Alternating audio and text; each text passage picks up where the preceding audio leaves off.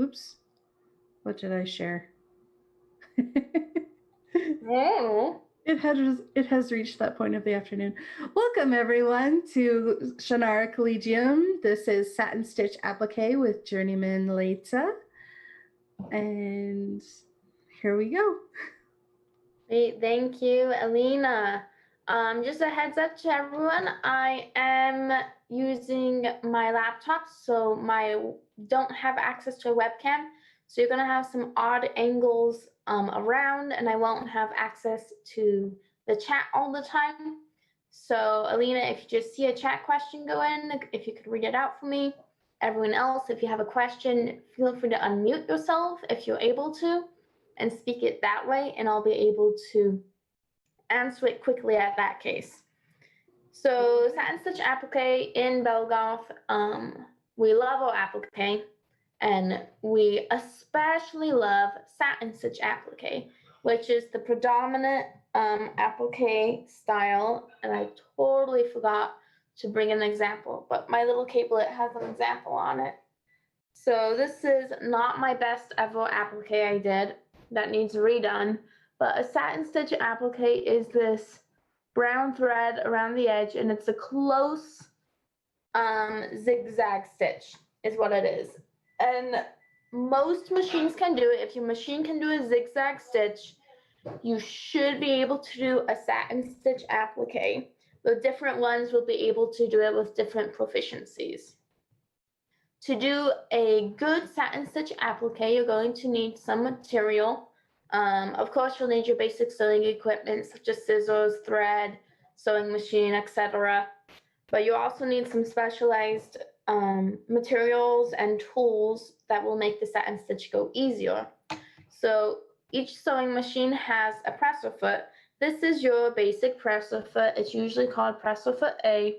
The back of presser foot A is flat like this. This is what you use for 98% of my sewing needs. I use my presser foot A, except for when I'm satin stitching. When I satin stitch, I use the satin stitch foot, and it's called presser foot B for a Viking machine. And the back of a satin stitch looks like this. This got some divots in it to make it easier for that close zigzag stitch that creates a little, like a railroad in your fabric. It's able to just slide right under that divot, as opposed to your A, your basic one, well, it's having to push up the entire presser foot where that satin stitch goes. So if you're doing satin stitch and you do not have a satin stitch foot, most machines come with them when you buy them, so check your notion box. If you don't, I highly, highly, highly recommend it. It makes your satin stitch just overall come out significantly smoother and nicer. In addition to that, I have several tools that I use that make my applique process easier. I love my tiny little rotary cutter. It allows me to have a smooth applique cutout, getting pins, needles, and scissors. I will also be using a Dritz fray check around the edges of my applique before I adhesive it onto the fabric. And then you'll need several layers of material. You'll need the fabric you're going to be appliquing. You'll need interfacing, either fusible or stitch interfacing, it doesn't matter. You will need adhesive, so there is spray-on adhesive, or I love using fusible adhesive. I specifically use a Wonder Under brand of fusible adhesive that works very well. And then you will need the fabric onto which your applique will go. And finally, you will need stabilizer. So I like using a Pellon Tearaway stabilizer. You can do cutaway or wash away. I've used cutaway, and I just find it annoying, and like there's more risk of ruining my whole project. I've never used wash away, but I hear it can be used. So the first thing you do is you chalk out the design you're going to be appliquing. I am cheesy, so I will be appliquing on a tiny little heart I've chalked out onto the pocket of a jacket I'm making for my fiance. So nice and cheesy, but you always draw out the design you're going to be appliquing. If you don't want to do it on the fabric itself, you need to at least have a rough idea of how much space it will take, so that when you do your fusible adhesive, you will be able to draw. Wonder Under has a paper back, so you can always draw onto the paper backing of the fusible adhesive once it's on top of your fabric, if you would rather do that.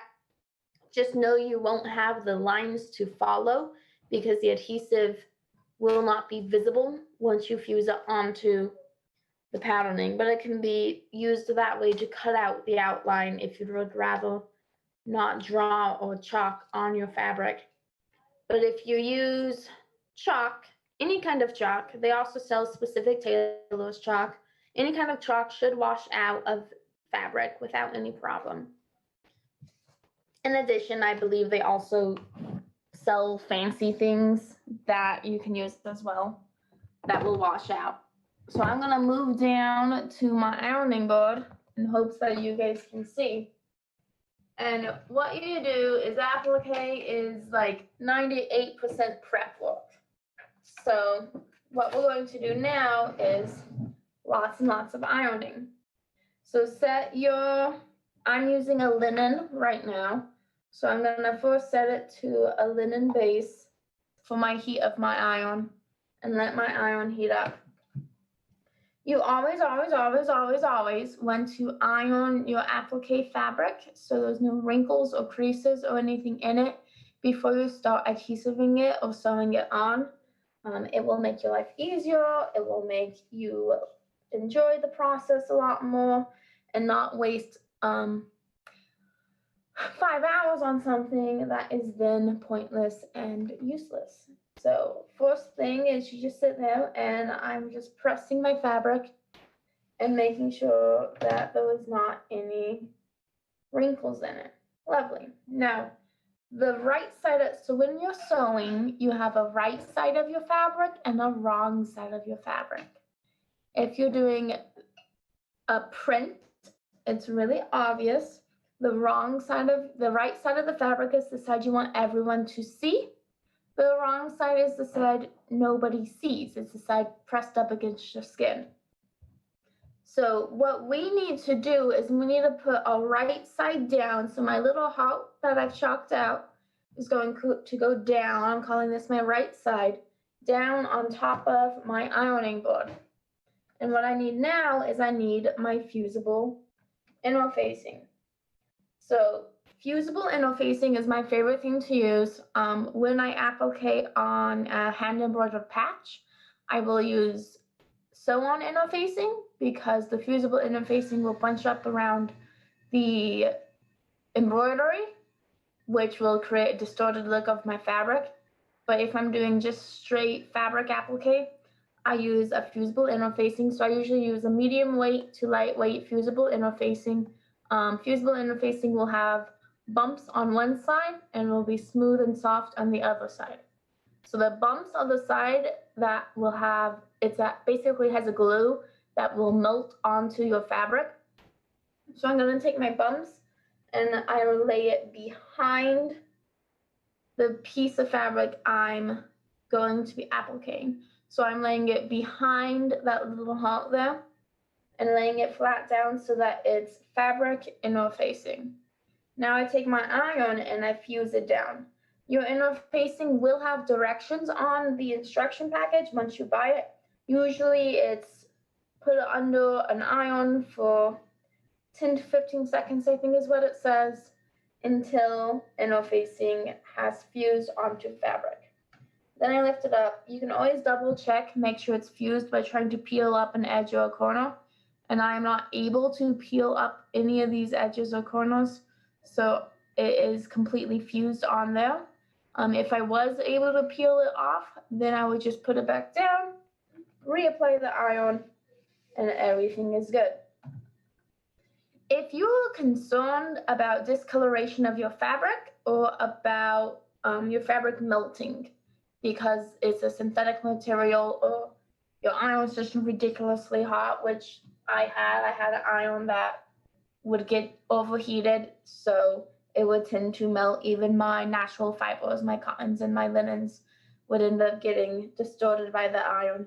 So what you do then is you just have an ironing cloth, and you can just put it on top of the fabric, so the fabric you are sewing is not getting the direct heat. It's going through the ironing fabric first, and that'll prevent it from being distorted usually. At this point, I have my applique fabric, my fusible interfacing.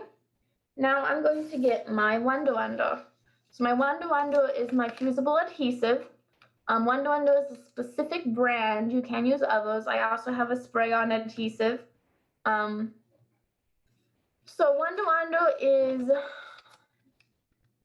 basically glued netting that's been adhesived to a paper back.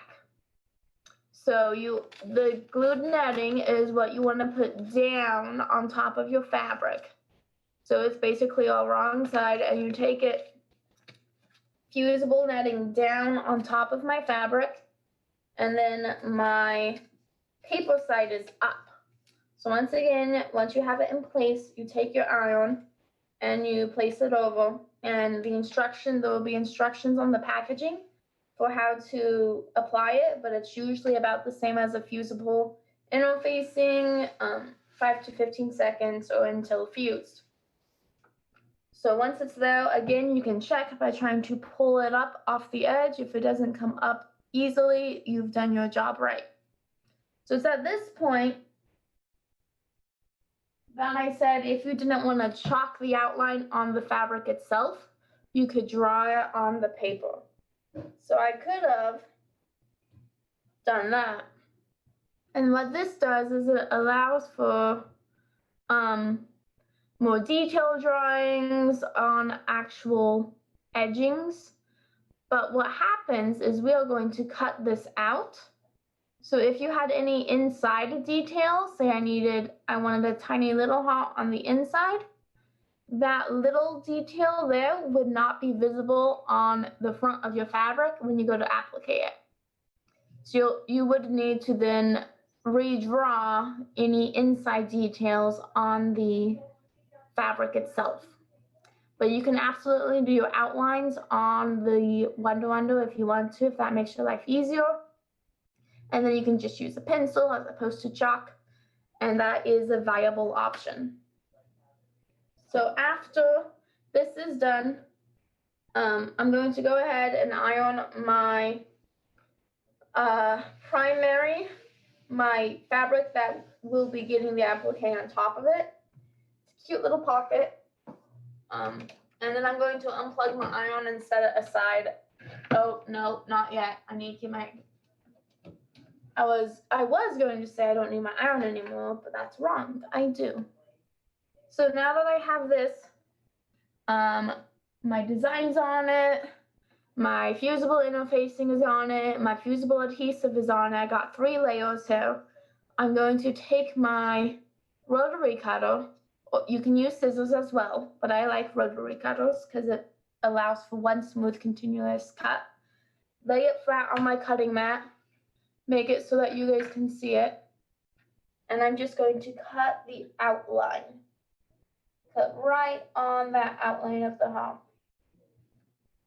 And the goal is to have one continuous cut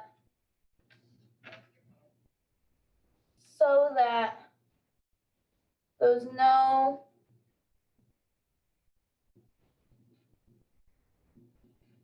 lumps. Yeah, now, if that doesn't happen, it's okay. So I actually had to lift it up to move it around. And as you can see, there was a sharp angle right there where I had to lift it up and move it around.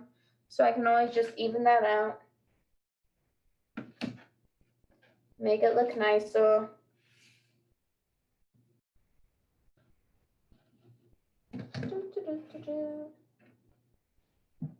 Just like that. So now I have it exactly as I want it to look. It looks lovely. All 3 things are there. Now what I used to do is I used to cut out each layer separately and then try and piece it together. And what would happen is they wouldn't quite align 100%. So that was frustrating and annoying. So what I do now is I sew them all, I fuse them all together, and then I cut them out. And it makes it easier to make sure there's no edges that do not line up. So at this point in the process, you get your no fray. This is not strictly necessary, but it will make your life easier. So you get your no fray and you put it on all the edges of your applique. And it's just a liquid. It has about the same consistency as water, more or less. And I'm just going through, and I always start at a corner or angle if I can. It doesn't really matter. And I haven't used it in a while and it doesn't want to come out. So what I do when it doesn't want to come out is I just take a needle and I stab it through the opening. Because there is a little opening there, but sometimes it gets clogged if the liquid dries inside of it. And I bring my needle out. And now it should look.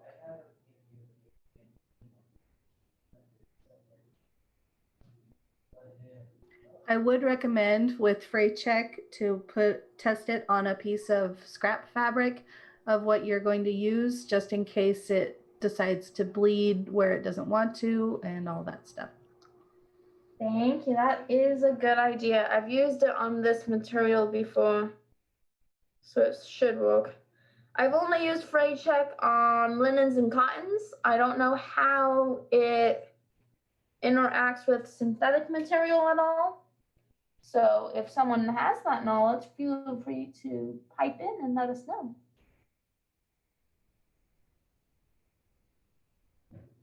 There you go, and it is going now, and I'm just putting a thin layer on the edge of this material. If you skip this step, what can happen is over time, the edges of your applique can wiggle out from the satin stitch and come off basically, and then your applique is falling off of your garment or your bag or whatever you're putting it on, and you have to re-satin stitch it, and it just is annoying and frustrating. I have fixed many a applique for friends in my realm who had purchased an applique outfit from someone and they didn't do this step and they didn't do the straight stitch around the edge of the applique. So over time of the fighting garment being worn and it being washed, it would come and the applique would pull away from the fabric and come out from under the satin stitch. So I would then go and I'd put no fray on it and I would satin stitch in the opening that now existed and reapply the material. And this no fray really doesn't like me. It's complaining that I haven't used it since school started in August, and I think that's silly.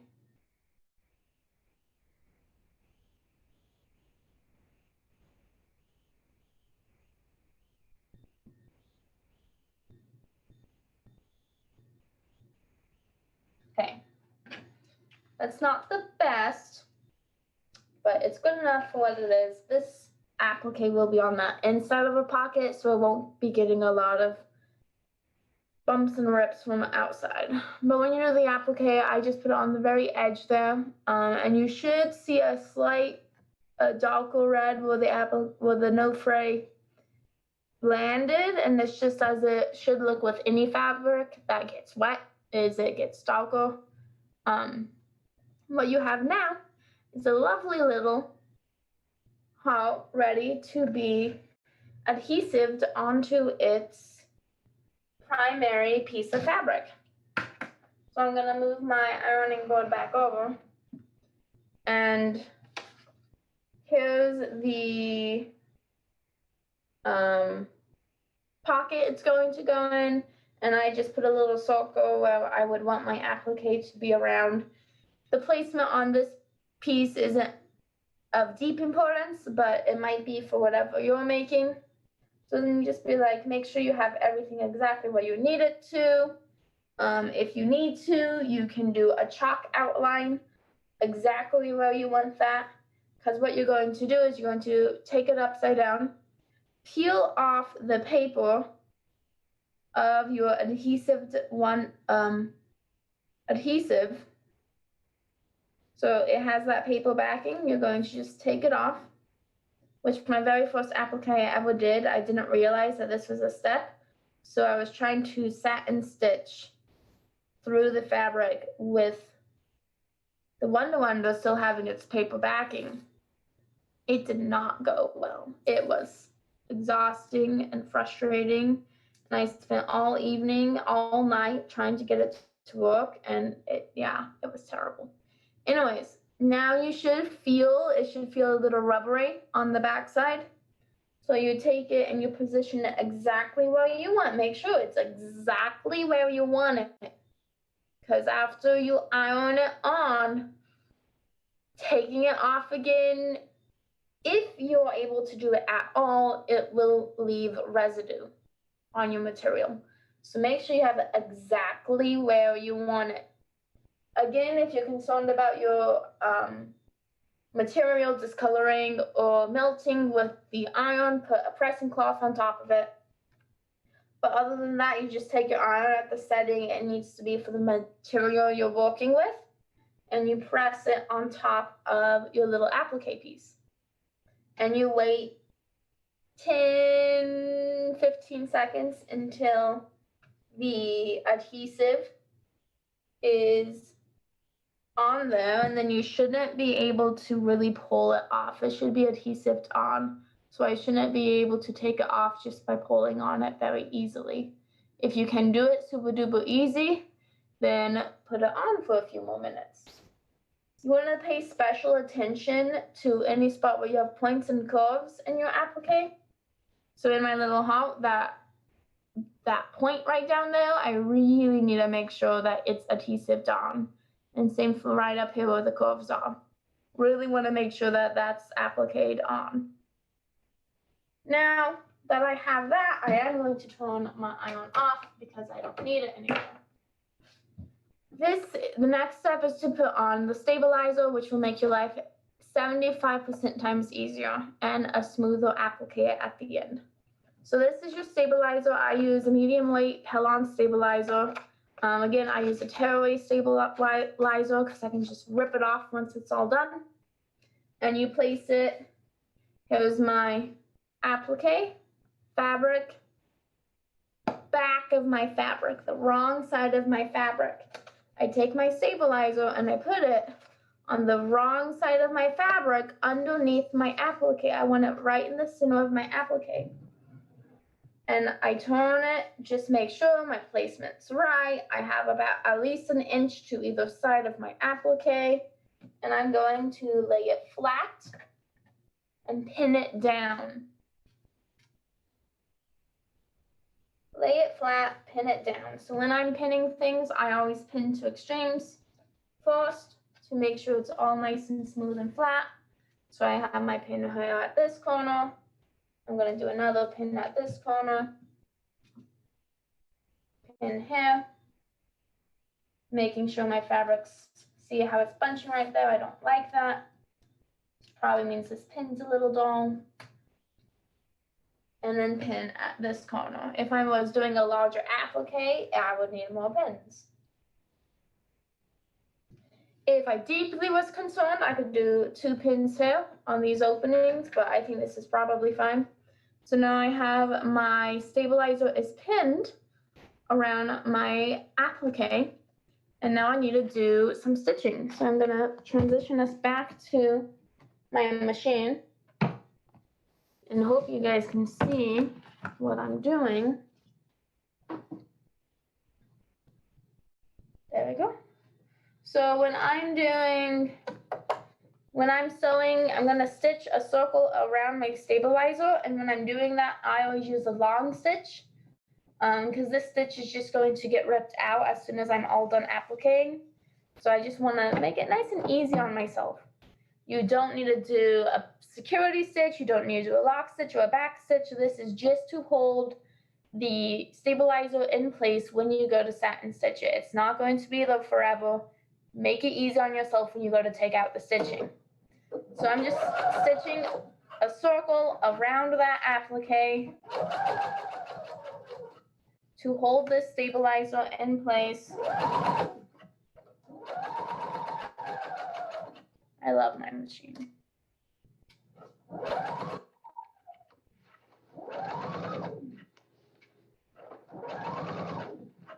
There we go.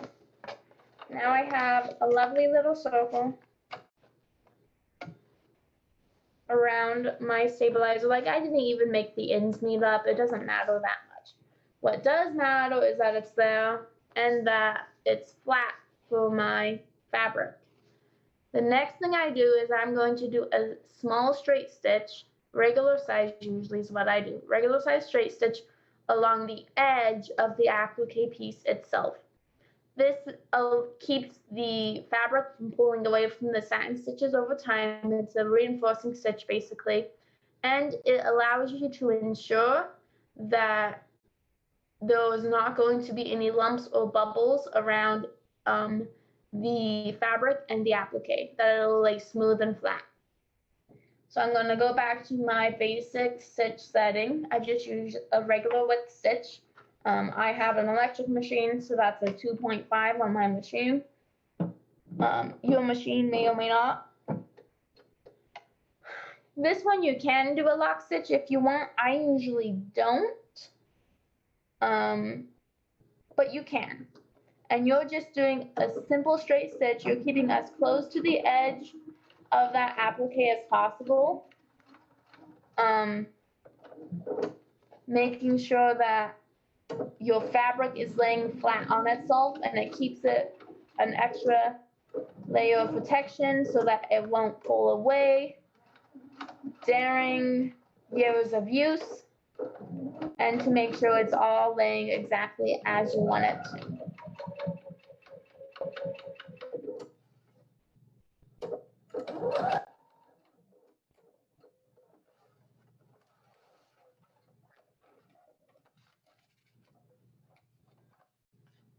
So here we go. It's not like the best, as you can see. It's a little wobbly, not the best line, but it does what it needs to do, which is just to be on the edge of my applique patch and be exactly where it is. Now, this was a really good idea because it turns out my stabilizer wasn't 100% flush with my fabric.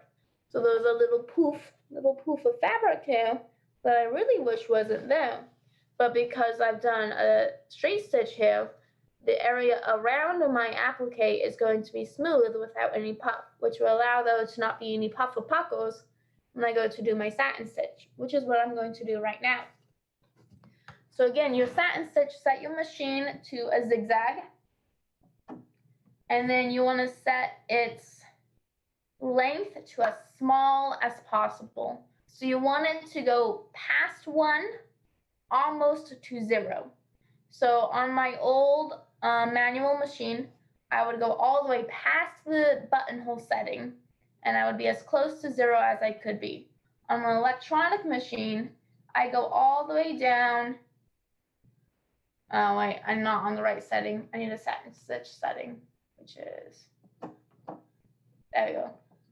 I go all the way down to 0.2, and that's my satin stitch setting. You can also adjust the width of your stitch.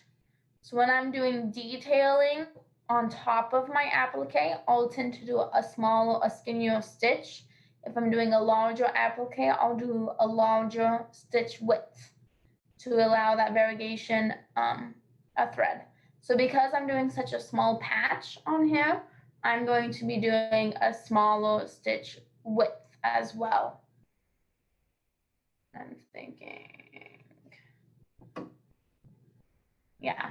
You can always test it on scrap fabric and decide what width of stitch you want for your applique that you're doing.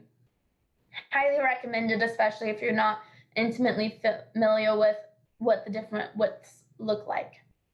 And again, I had a thought that just left me about stitch widths. I don't remember. If I remember, it'll come back to me and I'll tell you. So now that I have my machine set to a zigzag at the smallest stitch width I can, so smallest stitch length I can, and at a stitch width I have my satin foot presser foot on, I'm going to begin with my, oh, I remembered, if you're doing any detailing on top of your applique patch itself, do it before you adhesive it onto the fabric. That way you don't have to manipulate as much fabric around. So I always put my needle in first and then my presser foot. When I'm doing something like this, I always begin my satin stitch on a straight lane if I can. I don't want to begin at a point or a curve because that makes life more complicated. So I always begin at a straight line if I am able to. So I always do a security stitch or a back stitch with my applique.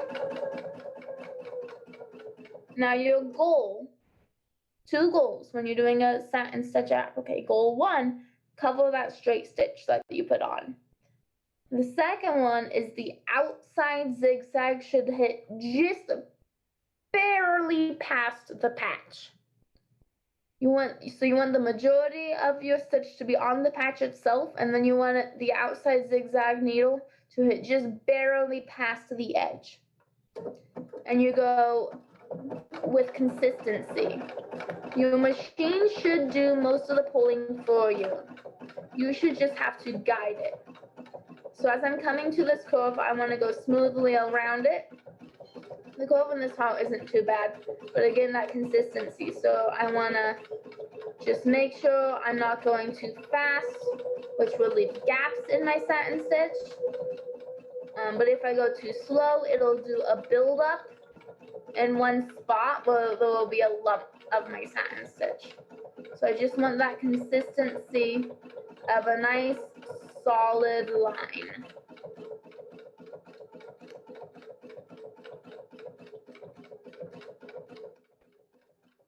So I'm getting to an interior point. So I want to slow down my machine a little bit and make sure that I get a solid line and rotate around that point until I'm pointing back in the direction I need to be.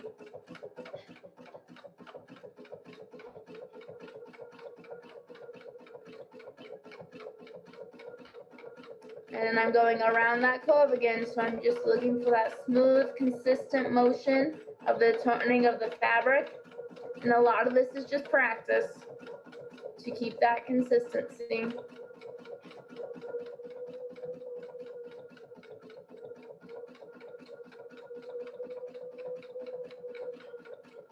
And then here I am at the straight part again.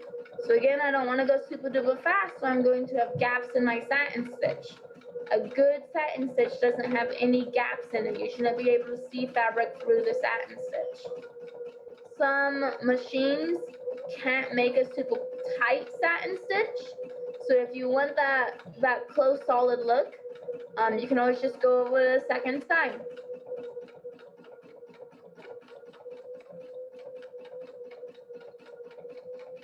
The tension is also important. You want to make sure that your tension settings are good so that your bobbin thread isn't showing through to the top.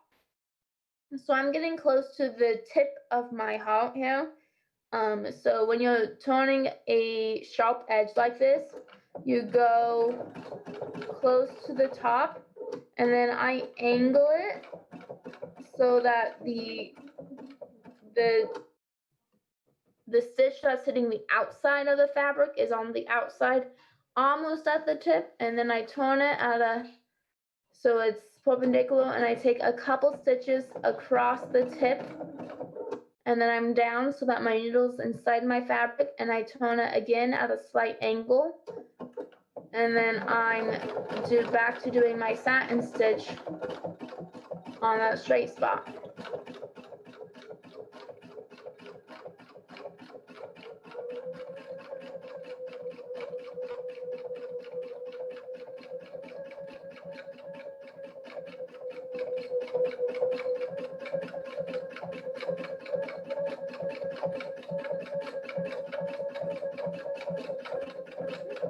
And then I ran into where I began again, so I'm going to do a back stitch. And then I'm going to lift up my needle, lift up my presser foot, and cut my thread. Now at this point, that came out pretty good. My satin stitch looks like this. I'm gonna move it so that my light's better. My satin stitch looks like this. You should be able to see that nice smooth line right there. Nice and smooth satin stitch, no gaps. Over here at the tip of my heart, you can see that the teeny tiny tips of it were not captured in my thread, so I'm just going to take my snips, my scissors, and I'm going to just snip off that tiny little piece there, and that looks a lot better. And then I'm going to take them and snip the loose edges there. Now I need to take off the stabilizer, because the stabilizer needs to come off my fabric. So I'm going to take my seam ripper. I love this seam ripper, by the way. And wait, before I do that, I'm going to clean the back of my satin stitch. So I'm just trimming the loose threads off.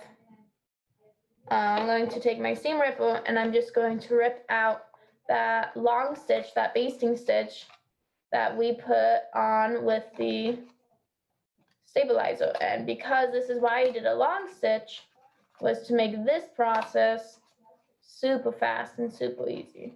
So all I'm doing is seam ripping it, nothing fancy, just taking it, pulling it out, whatever your favorite seam ripping technique is, just getting that thread out. So the actual thread you use to put this stabilizer on doesn't matter, because it's all coming off. So if you want to make it a bright green neon so it's easy for you to see, make it a bright green neon. If you want to use it, the color you got for one project and then you never use that color ever again in your life, you use that thread, use up that thread. It doesn't matter, because it all comes out. This is also why we don't backstitch it or lock stitch it, because it's all coming out. And you don't want to have to undo a backstitch if you can help it. So now I use tearaway stabilizer. So it's super easy. It does exactly what the name says. You just take it and you rip it. And then this is the outside, and then I do the same thing for the middle. I take the middle of my stabilizer out. So that's the back of my applique. If you care, you can go and take out all those little bits of stabilizer, but it doesn't matter. It won't make a difference on how it hangs or anything. And here's the front of my applique with its smooth satin stitch. So that concludes my presentation on satin stitch applique. Any questions?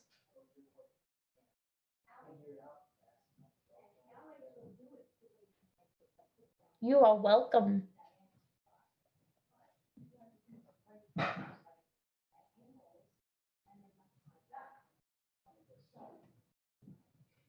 Hey, Leta, why don't you talk about where you can find some of these supplies that you have used? Okay. I get my stuff from Joann's Arts and Crafts store. So I get my freight check from Joann's. I think Walmart also sells freight check. At least my local Walmart will sell freight check as well. And then I get my stabilizer and interfacing. I use Pellon brand for both of those, which you can get at Joann's or Walmart. Most crafting stores online or in person will sell the Pellon brand, Pellon. To my knowledge, it's the most common interfacing stabilizer brand. Wonder Wonder is a separate brand to my knowledge, which was my fusible adhesive, was the Wonder Wonder, which I also buy at Joann's. Walmart also sells it. Again, most craft stores will have these supplies. Quilters will use a lot of these same things, or if you're doing embroidery, in most embroidery machines will require a stabilizer as well, so you can find them in fairly easily with just looking. You can buy Wonder Wonder interfacing or stabilizer. You can buy by the yard, or they will sell them in little pre-packaged sections of, like, I think the Wonder Wonder block I have, I can buy it at like 5 yards in a little box, so I can just go and buy it by the yard and get as much as I need and want. They do the bolts. If you buy it off the bolt, it's not as wide as a fabric bolt.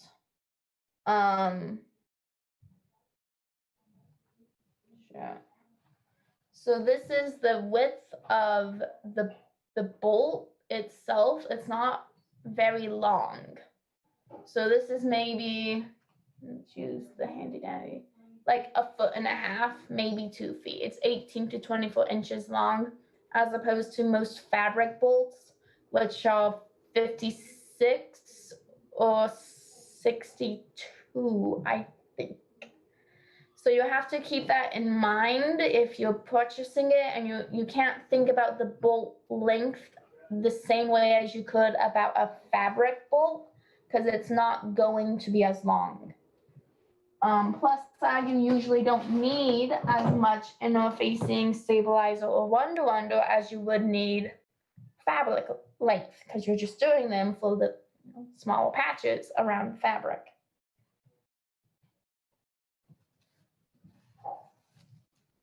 But again, most craft stores will have the supplies that you need. Walmart has the supplies that you need. Online stores have them. So not too much of a challenge to find because of all the different crafts that will use them. So.